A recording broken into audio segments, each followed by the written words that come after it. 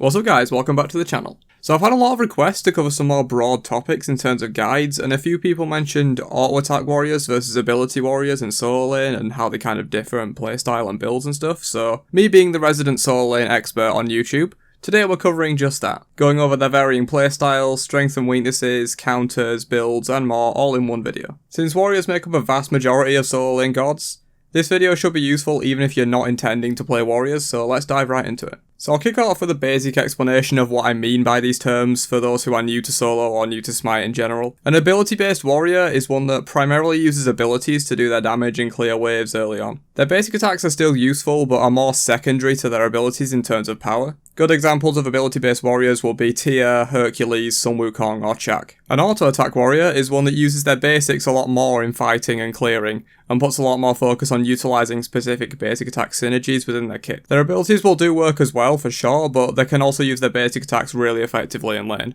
Good examples of auto attack warriors will be Bellona, Erlang Shen or Osiris. Alright, so in general, auto attack warriors are very fast at clearing the lane. This is due to them being able to use their auto attacks really effectively whilst their abilities are on cooldown, whereas an ability based warrior relies largely on their abilities to clear, so when they're down they don't clear quite as well. For example, take a matchup like Sun Wukong versus Bellona. Both walk up to the wave, Wukong casts his 1 and Bellona casts her 2. After that, Wukong uses his basics to hit single minions to finish off clearing the wave. Bellona, on the other hand, uses her hammer to cleave 3 minions at once, and thus clears much faster due to the effectiveness of her auto attacks. So you gotta be aware of who you're playing versus who your opponent is playing, and recognise whether you'll win or lose clear. Because knowing that, you can then make aggressive or defensive decisions in the laning phase based on that going into the matchup. Specifically, level 1 clear is really important to recognise. If they're playing right, an auto attack warrior will almost always outclear an ability warrior at level 1, so be prepared for that. There are some matchups where it's fairly close. For example, Guan has really fast clear in general and also a cleave auto attack, so he can kind of match most AA warriors usually. And Tia can also clear quite fast because he has 2 abilities at level 1, but that does cost a lot of mana. But generally, ability warriors will lose clear against AA warriors. Oh, and by the way, if I'm saying AA warriors, that just stands for auto attack warriors. Another general rule is don't box an auto attack warrior early on if you're playing an ability warrior. An Erlang Shen, for example, will have the extra damage on the dog, the extra damage from his 1, haste, an extra attack speed on his 3, and a great attack chain. You get my point. Whereas a warrior like Tia simply has basic auto attacks with a fairly bad chain for boxing and will just lose the trade against Erlang Shen and get poked out. So try to avoid getting trapped in these fights with auto attack warriors if you're playing an ability warrior, because you will almost certainly lose that fight. And likewise, if you're playing the AA warrior, try and force the boxing match because you'll probably win it. This isn't always 100% the case. For example, Hercules actually has a really good early boxing, especially level 1, due to his passive, despite being an ability warrior. For those who don't know, Herc gets 18 free power from his passive at level 1, meaning you shouldn't really box him with most gods at this point.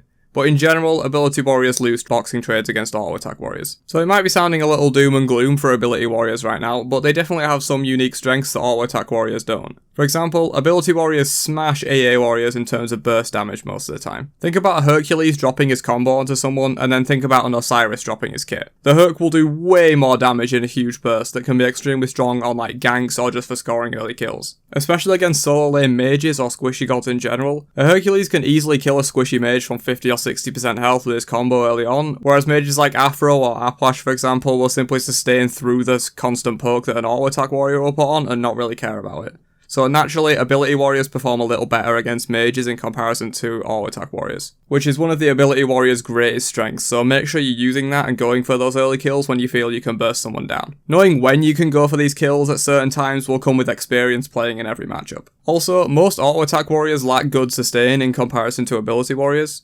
Gods like Tia, Hercules, Chak and Guan Yu all have heals on demand that can easily keep them topped up. Whereas Erlang Shen's only heal is on his ult. He does have the shield as well, but in terms of actual healing sustain, it's only his ultimate. Osiris has no innate sustain whatsoever in his kit, and Bellona has decent sustain, but it is conditional in that she needs to have constant targets to hit to make good use of it. There are exceptions as always, such as Odin, but in general, ability warriors will outsustain AA warriors, which combined with the high burst damage that ability warriors can put out can allow you to land some pretty nice kills if they do stick around on low health. Though ability based warriors obviously do have to be a bit more careful with mana sustain. Blue buff usually makes up for most of it, but with the nerfs, gods like Tyr and Odin that need multiple casts to clear a wave may suffer in comparison to like an Erlang or a Bellona that just use one cast per wave. So make sure you're ready to manage your mana a little bit more if you're playing an ability warrior versus an auto attack warrior. In terms of items, ability warriors naturally make better use of CDR since their abilities are on average a little bit more powerful than an auto attack warrior's abilities. Thus they want to keep their abilities up as often as possible, so having CDR is great.